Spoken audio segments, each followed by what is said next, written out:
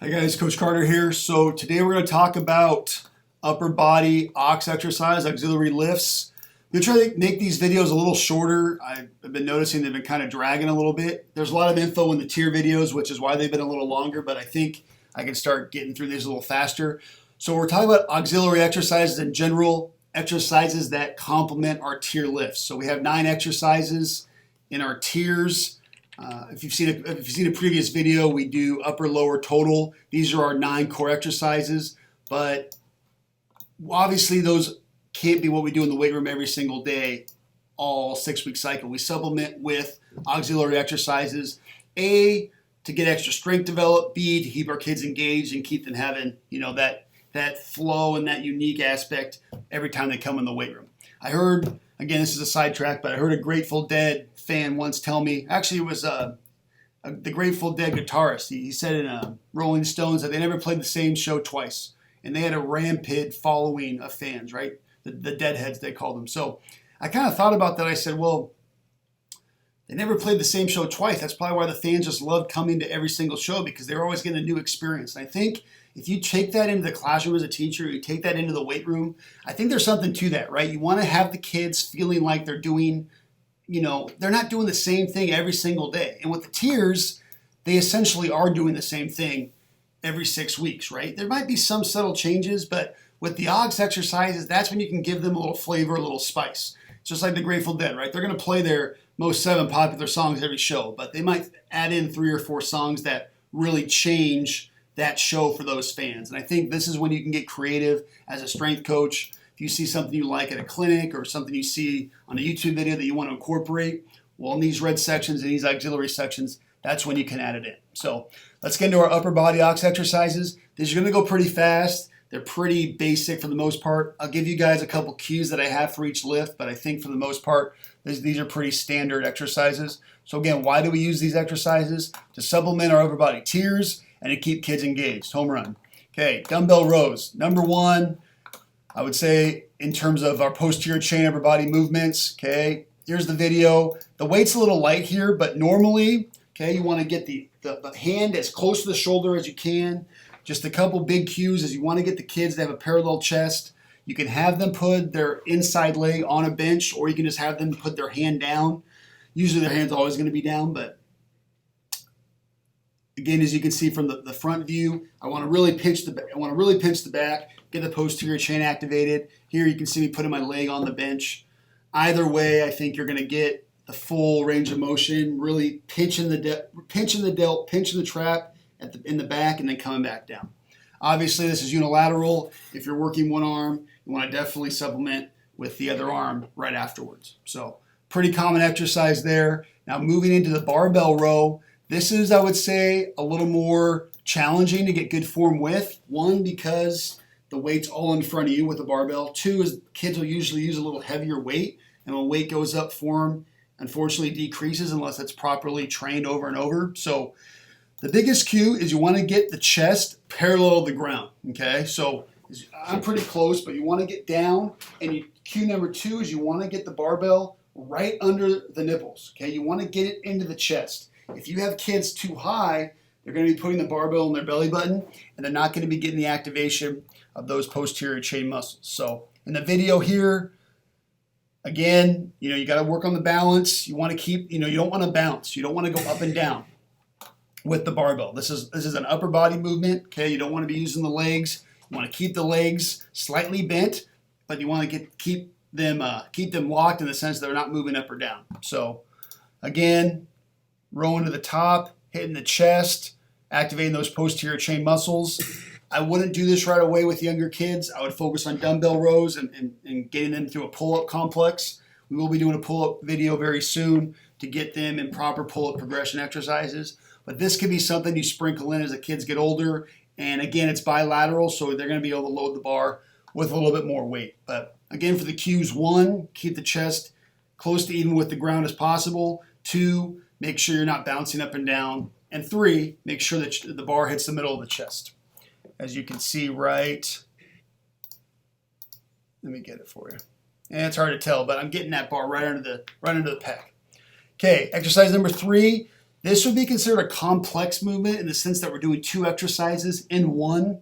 I know complex tier exercises, so if you were to do a squat followed by a press, or do a clean followed by a front squat, that's been pretty popular for a while now. For me, in my experience, I like doing the tiers by themselves, and then I'll either superset, which means I'll do a full set rep of the tier followed by a full set rep of a auxiliary exercise, or I'll do complex auxiliary exercises together. So this is a push-up to a row. So I'm doing a push-up followed by a row. You'll notice the feet get wider here because I have to balance myself on one hand for a quick 2-second count to keep my upper body stabilized. So the kids will go wider with the feet. It almost has to happen to get the proper stabilization for the push-up. What I like about this exercise, one, is its dynamic movement, right? You're working anterior and posterior at the same time. You get a little moving back and forth with upper body stabilization. B, kids really like it, right? They like these challenging exercises because it's something that they find themselves having to work hard to accomplish. So I think this is an exercise that you'll get a lot of participation with in the weight room. With the push-up, again, I want to go as low as possible. Usually when the pecs hit the dumbbells, you have to go back up. And then when I'm rowing, make sure the dumbbell hits the shoulder. So this is a good complex movement I think you'll find a lot of benefits in. Okay, dumbbell flies. This is a common error I see with this exercise. Okay, one, for me, I tell the kids wing it out, right? I want elbows slightly bent, and I want, when you go up, dumbbells to be above the shoulder, okay? You see in the video, I think it's more of an angle, but it's not so much bringing the palms facing forward, okay? Again, ideally the palms are probably facing the ground, but the cues I focus on, again, are slightly bent elbows and wrist above shoulders. If the hands are perfectly straight, to me, I feel like it puts a lot of stress on the shoulder, and kids won't be able to really load that much in the dumbbell in terms of weight. So I feel like when the arms are slightly bent, you're going to get a lot more activation of the shoulder complex and the traps. To play the video, nice fluid motion, okay? I don't want to bounce again. I want to keep this all in the upper body movement category. From the lateral view, again, slightly bent elbows, wrists above the shoulders.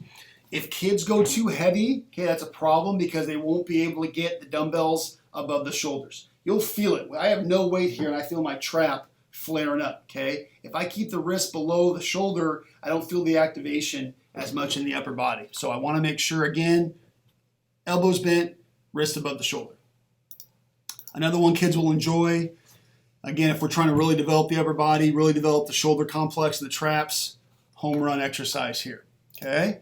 Now going into a complex movement, so we're going to combine 2 movements into one exercise. Now we're going to throw in a fly followed by a quick shrug. The cue for shrug is real simple. Bring your shoulders to your ears and pinch at the top. So again, I'm doing a fly followed by a shrug. Okay, pretty easy here. Again, I would just caution, kids will want to do more weight because they want to feel the pinch and the shrug. Just make sure the weight's not so heavy that make sure the weight's light enough that they can do an adequate fly with the shoulders fully engaged. So again, another fun one your kids will enjoy. Okay, last one. I saw this at a couple clinics and I was kind of hesitant at first to do it, but once I started doing it, I found it pretty successful. So I'm leaning forward into a bench, okay? My head is right above the end of the bench because you don't want to obviously have your face in that mat, but there's 3 movements in 1 rep here. So the first one is a Y, okay? So I'm just leaning forward and then going straight out at a 135 degree angle with the dumbbells, okay? You'll feel it more in your trap and your upper posterior chain, and I want to pinch and come back down, okay? Exercise number 2 is a T. So again, if you're thinking about letters, now I'm going straight out. You'll feel it right in the scapulas. You'll feel it kind of pinching in between, working all those muscles around those shoulder blades. And then the third exercise is a W. Now you're going to feel a little bit more in the lat and a little bit more in the bottom of the shoulder complex, okay? So we're doing 3 exercises, 3 movements in 1 rep. So again, Y, T, W. That's 1. I did play around with an L, was when you go out and up, okay, or out and down. I think it was actually out and down. I found either of those movements when you're twisting made my shoulders really sore, and I just wasn't a big fan of, because again, I'm thinking about rotator cuff and labrum injuries. So for me, I kept it at YTW. There might be some variations you can do with this, but I found YTW to be the most beneficial for me. Again, if I'm feeling it in my shoulder as like a pinch or a pain, right? Well, that means, I'm working a little bit too much stress of those joints. I want to be focusing more on developing the muscles. So that's kind of how I got to the conclusion there. Okay, so again, all 6 of these exercises are going to be supplementing our upper body tiers, which is bench, dumbbell incline bench, and overhead press. Okay, in terms of programming, we can do supersets. So generally, I like to superset the tiers as a whole, just because I feel like it gets the kids moving in the weight room faster. I like to superset squat with jumps. I like to superset a bench with a row. If you're not supersetting, they can be done separately. There's no issue with that either, okay? Most aux lifts focus on high volume, low intensity, okay? So I'm not doing 4x2 of YTWs. Let me slow down. I'm not doing 4x2 of rows, right? I want to get lean muscle developed. I want to get the muscle movement, the muscle memory developed, especially when I'm working with the high school age kids. So high volume, low intensity. With YTWs, I'll usually do 4x3 or 4x4 because I'm doing 3 movements in 1 rep. So I'm really doing 9 reps or 12 reps individually. But for the first, and then with dumbbell flies or shrugs, I'll usually maybe do 4x6. But for these first 4 exercises, I'll rarely go below 8 reps. No percentages. We use weight that they can complete the set rep range with while maintaining proper form, right? We want to keep the form correct as the weight slowly increases. So if I quickly look at the program here, on Monday, our tiers are bench, high pull, and lunges. To supplement that with our upper body, we'll do dumbbell or barbell rows. So week 1, we'll do 4x12 dumbbell rows. Week 2, we'll do 4x10 with a barbell.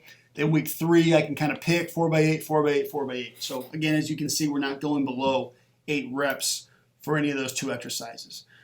Push-up to row or flies, and then YTWs or shrugs. Again, pull-ups are a real big part of our program, either as an opening exercise or as a aux exercise. I could put pull-ups in there.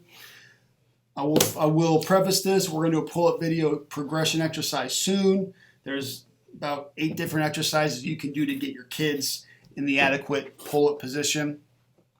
But just to quickly summarize again, guys, the aux exercises bring some flavor to your meal, right? This is not the main course. The main course are the tiers, the appetizer, the dessert. Maybe those sides are the aux exercises that are going to make your program unique from anyone else's. And there's a lot of great stuff on the internet. There's a lot of great stuff in clinic, dialogue out there. And I think these should be changing usually once every 6 weeks to really make sure your kids are staying engaged. So hope you guys learned something. Thanks for watching.